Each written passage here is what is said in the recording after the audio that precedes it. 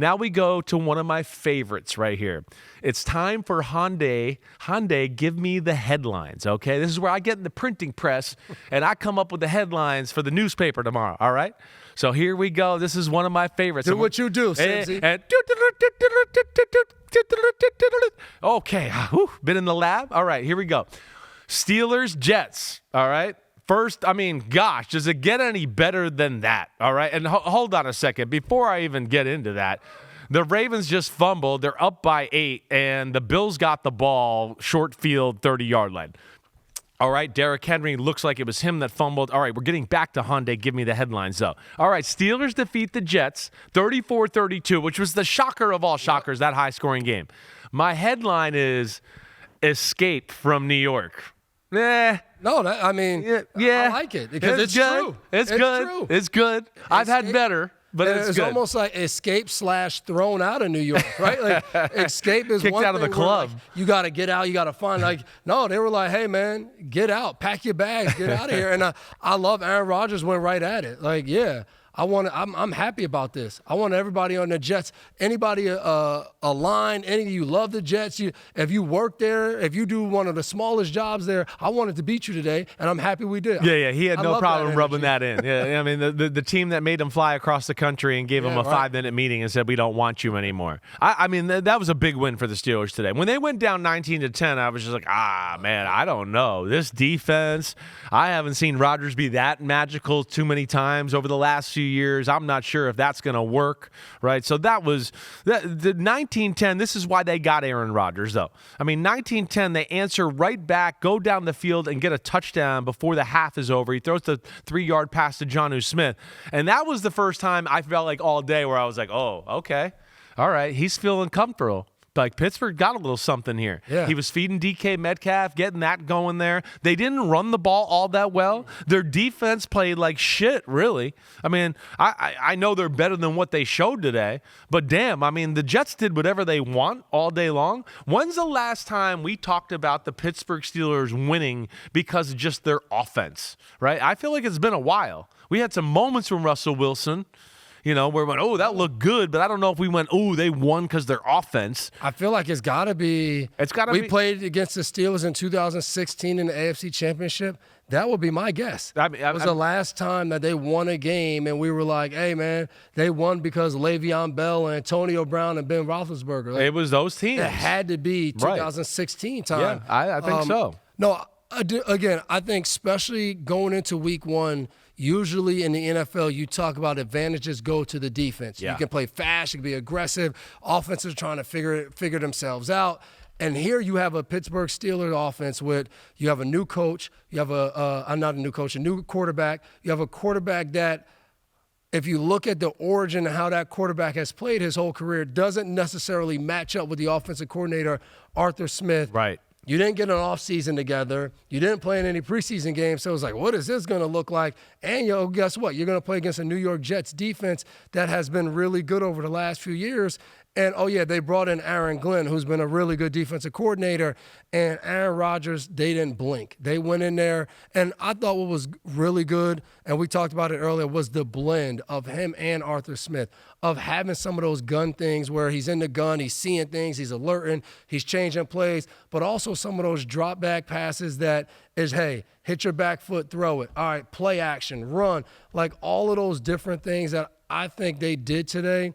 It reminded you a little bit of when LaFleur and Aaron Rodgers had some time together. Right. And it kind of was like, hey, we tried your style, we tried just my style. Let's work together and figure this out. I think we saw a combination of that. And that's what it looked. And it looked good today for them. It was Arthur Smith, except I feel like on a few third downs and things like that where they were like, all right, Aaron, if something crazy happens, audible to one of your plays and get us right here, right? For the most part, it was Arthur Smith. It was the first time I feel like in a while I saw Rodgers aggressive and just let it fly. Right, and I'm not saying it was bombs away, but just Aaron Rodgers the last few years has been a little bit like, oh, he's open for 25 yards. Oh, wait, let me just check around and one more time and make sure nobody's there to intercept the ball or anything. Oh, he threw it. Oh, it was incomplete. And then he'd throw it short 5 times after that. That's what frustrated me about Aaron Rodgers.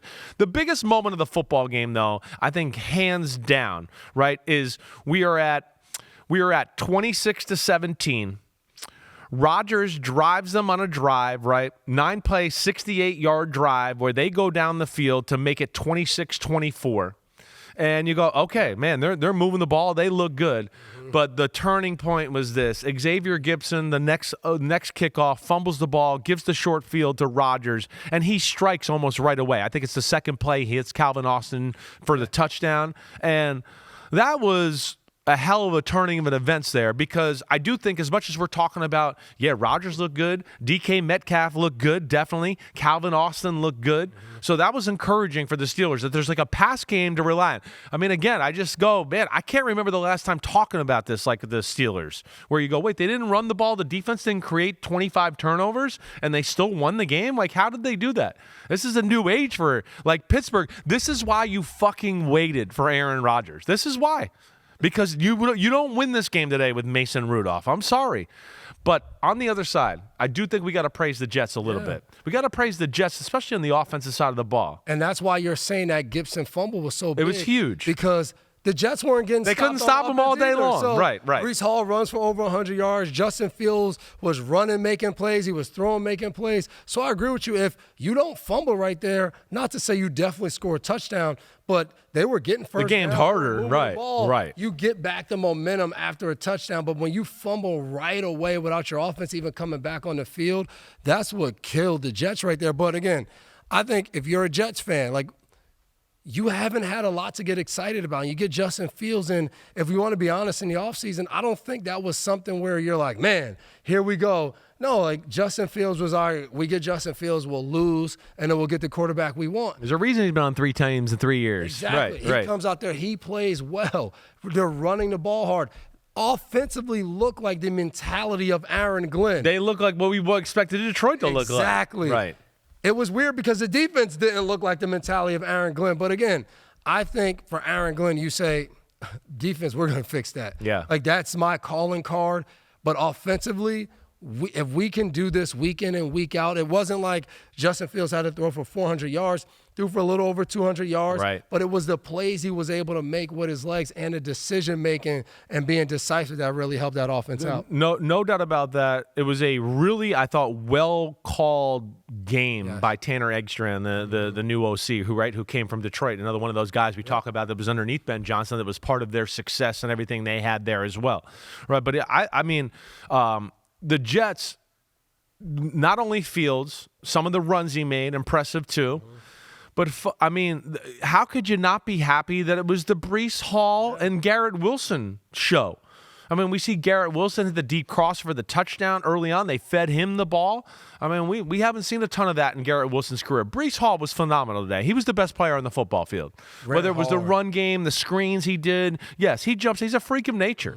I mean, the Jets ran for 182 yards. You said it right. I think you said the exact right phrase. Their offense looked like Detroit Lions. The Jets' defense did not look like the Detroit Lions yet. Hopefully that'll get there. But still on that side. We during the game a few times, we were like, damn, Will McDonald's good. Yes. Right? Yep. Quinnen Williams, of course, always pops for them. I mean, always. I mean, they still got some speed there and everything there. The one thing I don't know, and I don't know if you peeped it a lot, how good did Sauce Gardner do? I didn't notice him getting beat or anything like that, and he's definitely going to be playing more man and on the island than he ever has in his history. And I think that's something they're going to have to look at of how much they want to try to get Sauce Gardner to the action. I know they went and got Brandon Stevens. 2 years ago, going into the season, Brandon Stevens, actually going into last year, there's a lot of talk in Baltimore where Brandon Stevens was how do we keep him, because he's really growing. And then you saw the way last season unfolded. He did not have a good season, and now he comes to the Jets, and I was told he had a really good training camp. And not to be too cynical, but I'm a big believer in when a guy had a bad year, I really don't care how his training camp goes. Yeah, right. Like, there's a difference between training camp practices and joint practice and all that, and when the big lights come on and you get out there on a game day and we're game planning against you. We're now actually trying to run plays and get this guy against you and doing all that. And I didn't think Brandon Stevens, I didn't think he was the worst player in the world today, but I still felt like, they're attacking him a little bit. Right. There's a key pass interference again right there. Right. And I think those are the things for the Jets of how do we get Sauce Gardner in as many of those situations? We're paying him all this money now. We want him to be the guy they have to attack. Hey, maybe we go and we double team Stevens on that side and we tell you, hey, we're going to shift all coverage opposite Sauce Gardner. You have to throw over there. I think when you have these corners who are so good, you have to force teams to throw the ball and attack them. I played with Stephon Gilmore for a few years, and our defense used to be predicated, me at safety, leaned all the way on the other side of the field, daring you to throw it that way. And I think the Jets are going to have to implement some of that in their game plan to make sure the heat goes on Sauce Gardner, because that's why he is who he is. Yeah, no question about that. I hear you there. All right, Switch B, he says, damn, okay, Arthur Smith. Bro convinced Aaron Rodgers to run and trust the offense, and Aaron delivered. Yes, that's right. He did. And he was tough in the pocket. Rodgers still looks at the rush a little much, but still found the way today to, even when the doors were closing and everything was closing in on him, yeah, he looks at the rush, but he still kept his eyes downfield a few times. I thought that was encouraging, right? And also in that, if you're the Steelers, I mean, again, a new age. Rodgers, DK Metcalf, Jalen Ramsey with the big play at the end of the football game. We got to give him credit there. Now, my man Tomas Pena, he wants to ask this. Why did the Steelers defense look so underwhelming? Steelers defense got pushed around. That Jets O-line, let me just say this, is good. The Jets O-line, I mean, it's what do we got? 3 first-rounders and a second-rounder? I mean, they got some people there for sure. So I thought they had their way with the Steelers D-line. And I said this a few weeks ago on the pod. It's just that the Steelers, it did concern me in the Panthers' third preseason game. The Panthers ran the ball down their throat. And we'll see. I mean, again, there's some unproven commodities there in their front seven, especially the big people. Cam Hayward's a year older, so we'll see where that goes. But either way, the escape from New York for Aaron Rodgers, it worked well in this one. Go ahead. Before we move on, I just want to add to that question about the defense. Yeah. My biggest concern with Pittsburgh is from their linebacker position, they're athletic freaks. When you look at Peyton Wilson and you look at Patrick Queen, they're not real thumpers, right? Run downhill, right? Fill the hole, take on a lead blocker, exactly. Right. We play against offenses like the Jets who say we want to run and we want to run downhill. I think that gives this Pittsburgh I think that's going to be a little bit of a struggle. Now they usually do a good job when they play Baltimore and have to do that, but I think that's sometimes an issue for them. All right. Move to the next next game on the Hyundai. Give me the headlines. Wait till you hear this headline. All right, this one's a doozy. All right, we got Colts at Dolphins, right? And this headline is Escape from New York. Part 2. You like that right there? Because Danny Dimes, he got his ass out of New York, and look what he did today. I mean, holy crap. Are we going to have another Baker Mayfield, Geno Smith, right, Sam Darnold type of story here with Daniel Jones, where he goes to a team that can help him out a little bit, and all of a sudden we're going to go, oh, wait, he's pretty good. Or like his counterpart in New York, Saquon Barkley, yeah, he's pretty good, but they should have never drafted him at number 2. He's kind of a bust. He goes to a team, and it's like, oh, is he the best running back we've seen in 20 years? I don't know, right? But Daniel Jones, I couldn't be happier for him because I think he got unfairly crapped on in New York at times with not a lot of help around him. Today, I mean, early on, we watched it. It was one big pass after another. I mean, it was the passing game and Daniel Jones attacking down the field with Pittman and Tyler Warren and Alec Pierce. And what I would say is one of the more underrated skill guys in all of football right now is that Colts offense, of course, with Jonathan Taylor on the O-line too. I mean, at the running back too. I mean, for Daniel Jones, you're in New York and you're like, oh man, I got Saquon Barkley. Oh man, I got Saquon Barkley. Oh yeah, I got Saquon Barkley again. Now you go in Indy, like, all right, Jonathan Taylor. Okay, we go get Tyler Warren. All right, I got Josh Downs. I got Alec Pierce. You got all of these players that you now can throw the ball to. And what I love is they approach the game of, we're going to be aggressive. Daniel Jones is going to make plays, and we're going to keep attacking. And that's what you saw. They attacked. They were all over the Miami Dolphins defense. And I'm sure going into it, when you watched the Dolphins in the preseason, you paid attention to injury after injury. The secondary was all kind of mashed together of different players that they didn't really expect to be out there. And I thought Shane Steichen said, you know what, we're going to take advantage of that. This defense isn't a defense that I would call a good defense. I know there's some faith in that front seven of, the pass the rush, edge the guys. names, Yeah, and the guys you have right. there. But is Jalen Phillips really 100%? Yeah, Bradley Chubb's getting a little older, yeah, right? And is he 100%? I know, exactly right. Right. I thought the Colts took full advantage of that. It was an ass whooping. Yeah. It was an ass whooping. I mean, they out-coached them. They out-physicaled them.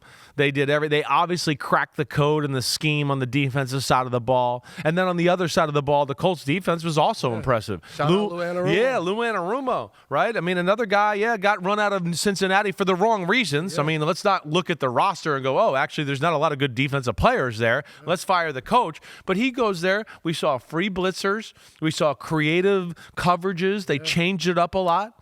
And I think the big thing, too, is Tua never looked comfortable, right? I mean, again, I think you and I are on the same thought of, I think the league's caught up to Miami's offense a little bit. Yep. Right? So many they've seen it for a few years now. Everybody has stolen a few plays from Miami. So even when you play another team, you're going, "Oh, that's the Miami plays. That's what they do there." Right? So there's that aspect as well. And then I think the other aspect that has led to the downfall is that they play a game where they don't want Tua to hold the ball too long and throw the ball down the field. So teams are just like, "We're not going to back up." Did they really ever attack down the field once today? I don't remember one real shot down the field. You're right. What's the point of having Tyreek Hill and all this speed if we're going to throw 5- and 6-yard passes? I think that's a little concerning. They got their ass whooped today, plain and simple. They were out physicaled, out emotioned, out intensity, whatever you want to say there. It was not a good look for the Miami Dolphins. And yeah, I'd be a little worried about how that looked right there.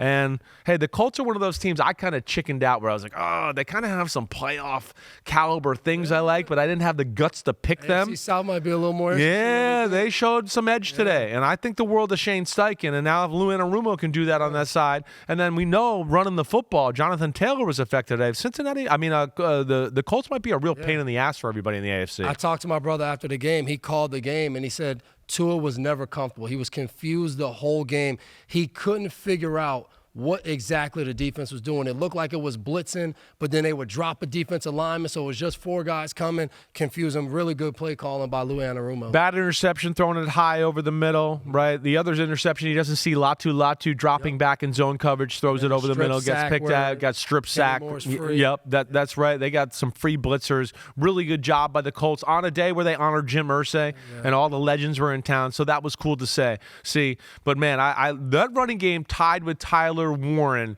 and then Daniel Jones is going to keep him out of bad situations. He's going to hit the majority of the throws. If they're there, he's going to hit them, right? And they're a little sneaky that way with what they got there.